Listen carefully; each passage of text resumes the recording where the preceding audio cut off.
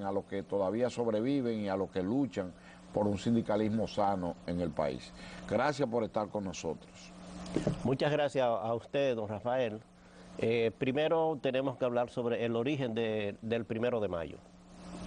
En la década del 80 del siglo antepasado, en los Estados Unidos, en Chicago específicamente, un congreso de trabajadores acordó que el 1 de mayo de 1886 era la fecha para que se estableciera un horario de 8 horas, que el día estuviera dividido en 3 partes, 8 horas para trabajar, 8 horas para descansar y 8 horas para dedicarlo a la familia, a los estudios y a otros menesteres.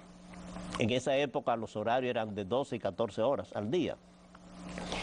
Frente a eso se dio otros acontecimientos y era en una empresa que estaban trabajando, McCorney se llamaba, y se concedió la demanda que tenían los trabajadores para luchar por ese horario y los trabajadores que estaban en huelga.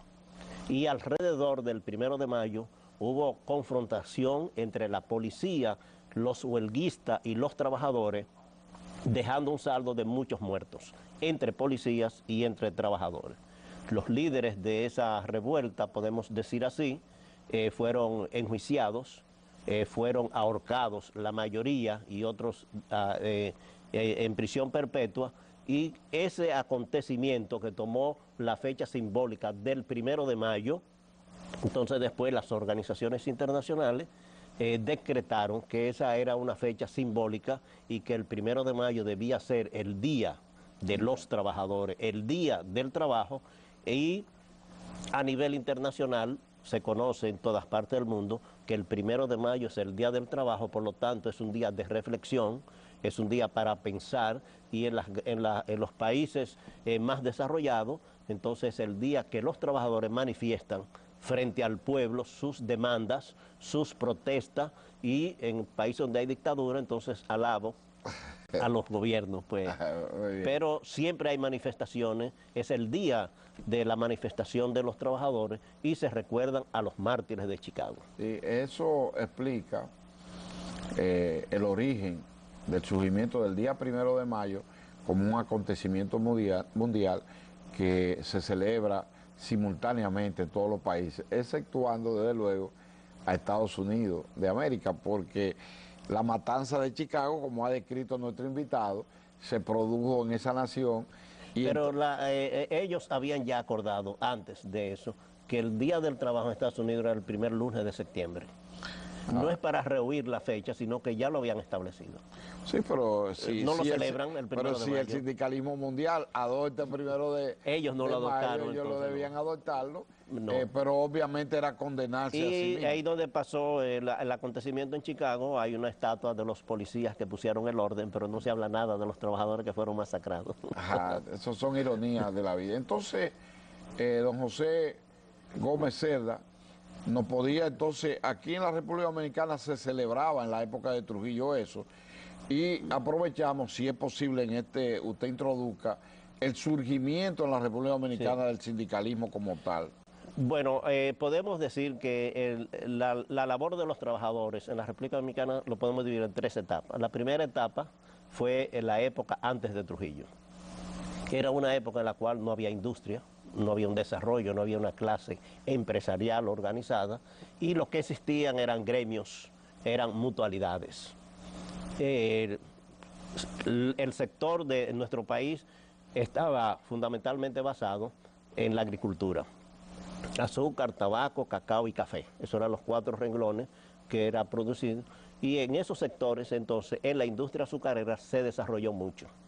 Y habían ingenios que eran donde había la mayor cantidad de trabajadores, y había muchos trabajadores puertorriqueños, especialmente en la parte este, porque Puerto Rico en esa época era más pobre que la República Dominicana, y venían muchos puertorriqueños emigrantes a trabajar en La Romana, especialmente en San Pedro de Macorís, por la cercanía geográfica. Entonces se hacía lo que ahora son los mojaditos, que se Sí, iban de aquí para Puerto Rico. pero no venían en yola.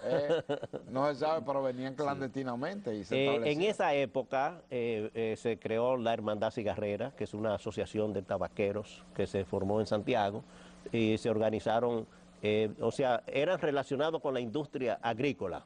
Quiere decir que habían en los ingenios azucareros, que ya estaban desarrollados, eran empresas norteamericanas, y además de eso en la industria del tabaco, no tanto en café y cacao, porque ahí nunca los trabajadores se organizaron bien como se organizaron en la Hermandad Cigarrera, o sea, en la industria de los cigarros y en la industria azucarera. En esa época podemos decir que se destacó un gran líder que no ha sido muy reconocido por nosotros ni por el pueblo, que se llamó José Eugenio Cunhar.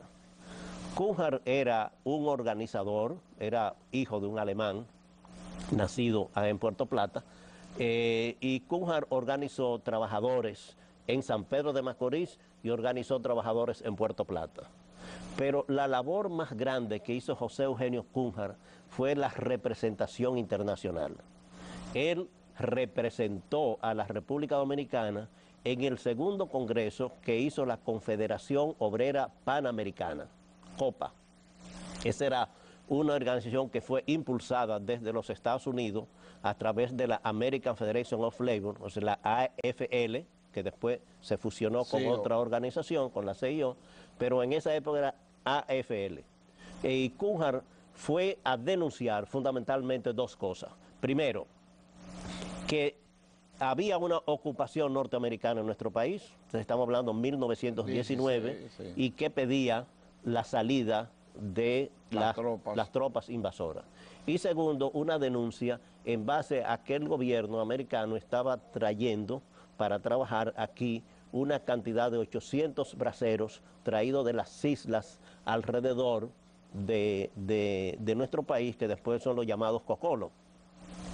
Y José Eugenio Cunhar entonces tuvo mucha repercusión porque él no pudo participar en el primer congreso.